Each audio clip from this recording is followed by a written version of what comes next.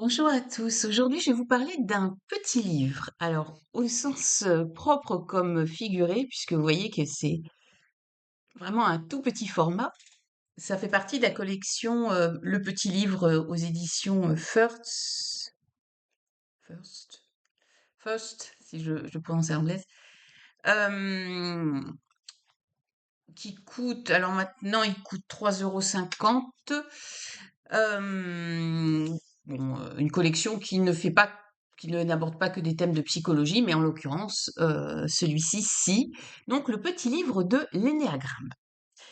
Donc, c'est un ouvrage de Nicolas Penn qui est paru en 2020. Ça faisait un certain temps que je l'avais et j'avoue que je ne m'étais pas penchée dessus.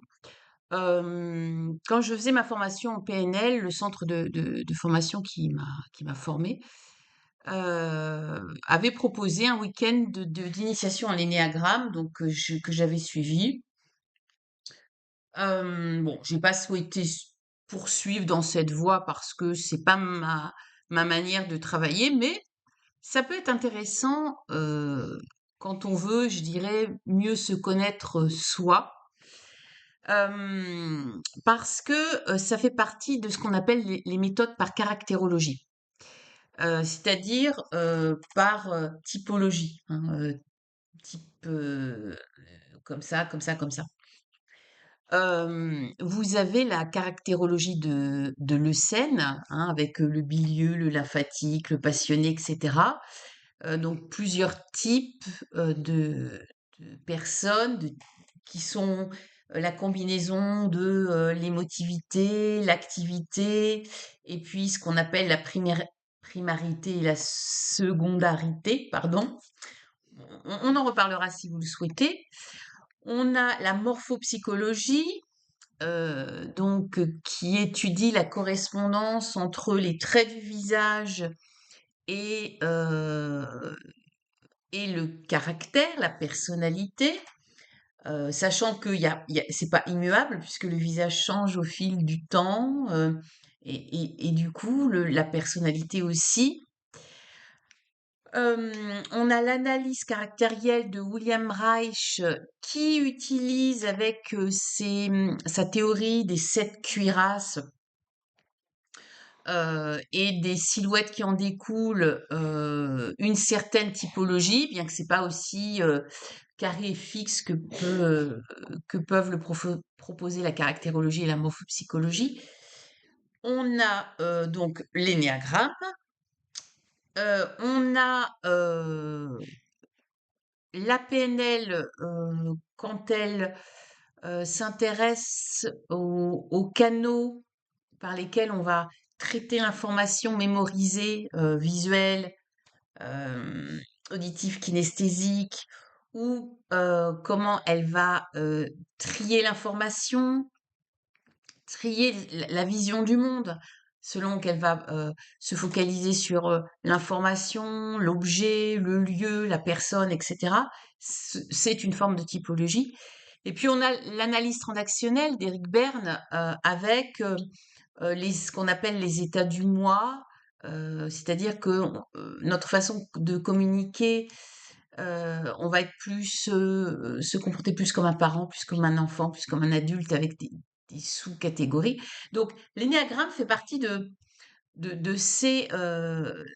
ces approches par typologie qui sont aussi très liées à la communication et pas seulement à la psychologie, mais qu'on peut utiliser pour mieux se connaître ou pour essayer de cerner un petit peu ses collègues, euh, ses proches, etc. Donc, l'énéagramme fait partie des approches qui sont nées dans les années 70 aux États-Unis. Il y a eu tout un courant, euh, notamment sur la côte ouest, donc avec la PNL, l'énéagramme, Palo Alto, etc. Euh, elle définit 9 personnalités. Alors, l'énéagramme, en fait, c'est un mélange d'un cercle dans lequel vous voyez un triangle, dans lequel vous avez un hexagone, et chaque pointe correspond à une personnalité. Donc, un, 2, 3, 4, Attendez, parce qu'avec les couleurs, je vois pas. 5, 6, 7, il m'en manque 2. Il y en a 9. Euh, donc, et ces typologies euh, s'identifient au moyen de trois questions principales qui sont la peur principale, ce qu'on peut appeler aussi l'évitement, ce qu'on veut éviter. Par exemple, souffrir, se retrouver sans ressources, euh, la violence, etc. Le désir principal, satisfaire l'autre, créer, etc. La vision du monde, le monde est dangereux, le monde est menaçant, le monde est contrôlant, le monde, etc. Euh, Par exemple, si on va être tourné vers l'autre, tourné vers son bien-être, tourné vers le sentiment de paix, comme la personnalité 9, tourné vers l'altruisme, comme la personnalité 2, enfin le type, on parle de type plutôt.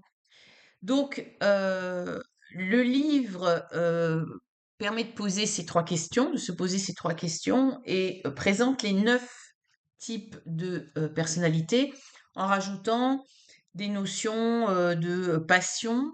Alors, les passions dans l'énéagramme me font beaucoup penser quand même à ce que dans notre culture chrétienne catholique on trouve avec les péchés capitaux, puisque on parle d'avarice, on parle de gourmandise, on parle d'orgueil, on parle de paresse. Donc bon, donc les passions, les types d'intelligence instinctive, émotionnelle, mentale, qu'on va retrouver d'ailleurs avec la morphopsychologie, puisque on a la zone mentale, la zone émotionnelle et la zone plus matérielle, pragmatique avec le bas du visage.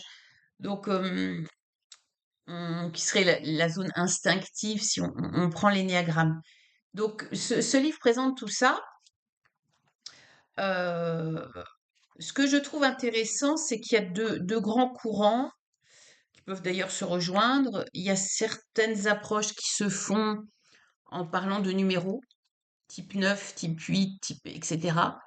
Et puis, il y en a qui utilisent des termes, et là, ça me gêne parce que quelquefois, alors le 9 pacifiste, d'accord, pacifiste, médiateur, mais vous avez par exemple le 4 qui peut être appelé créatif, ok, mais qui peut être appelé aussi romantique, tragico-romantique, etc. Donc je suis comme l'auteur, je préfère qu'on utilise des nombres plutôt que des qualificatifs qui peuvent être enfermants, voire dévalorisants, parce que tragico-romantique, qui a envie de, à part certains artistes, qui a envie de se dire, moi j'ai une personnalité tragico-romantique. Bon.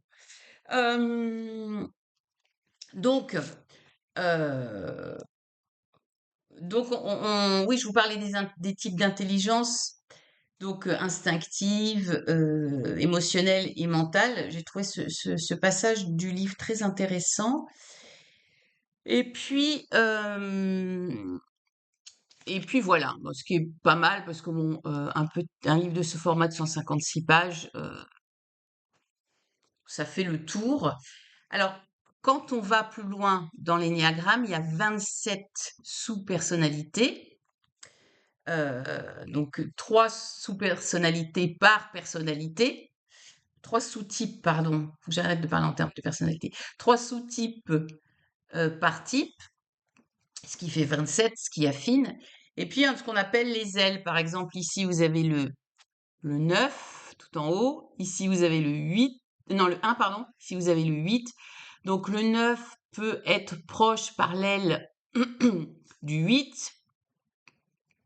Donc, avoir des points communs avec le 8, ou du 1, ou des 2. Et puis, on voit que le 9 va aller avec le 4. Donc, il peut avoir des liens, ou au contraire des oppositions, etc. Donc, c'est un petit peu plus, je dirais, euh, pointu et complexe que que cette typologie, mais l'intérêt quand même, c'est bah, d'apprendre à se connaître, d'apprendre à se comprendre. Euh, l'auteur conseille de chercher par soi-même plutôt que d'aller faire des tests. Alors, personnellement, j'avais pas eu ce souci parce que en formation, on avait défini nos typologies, hein, on avait réfléchi à ça.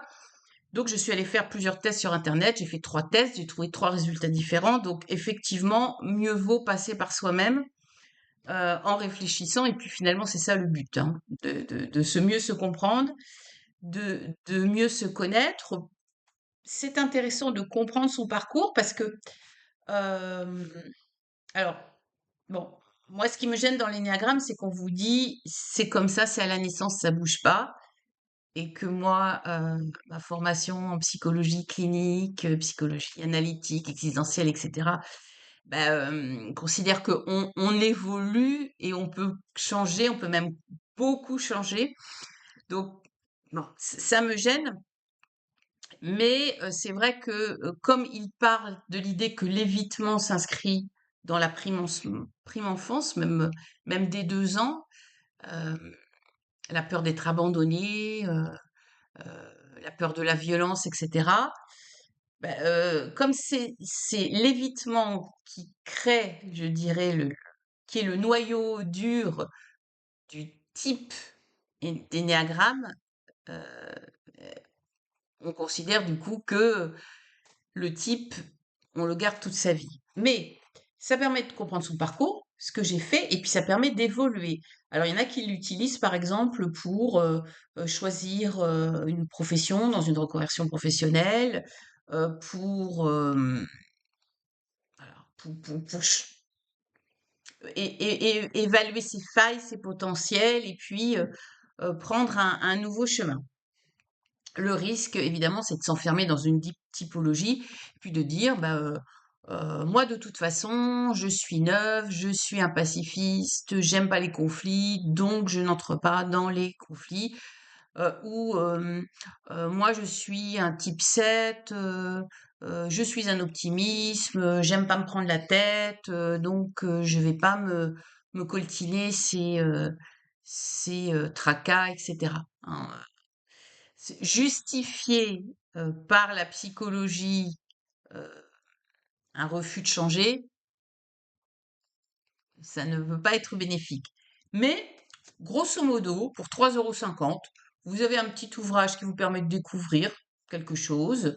Après, on y adhère ou pas. D'aller regarder un petit peu, comme on peut quelquefois trouver des tests dans les revues, les numéros des vacances. Êtes-vous ci, êtes-vous ça? Bon, ben voilà. On est avec ça, on est un peu plus quand même, un peu plus profond et poussé. Et puis, après, ça peut aussi permettre de mieux comprendre les autres en se disant, bah oui, tiens, ma collègue euh, Martine, elle est une personnalité, je sais pas, n'importe quoi, 6, je comprends mieux comment elle fonctionne. Voilà. Donc, c'est un petit ouvrage qui peut avoir son intérêt. Allez, on se retrouve bientôt.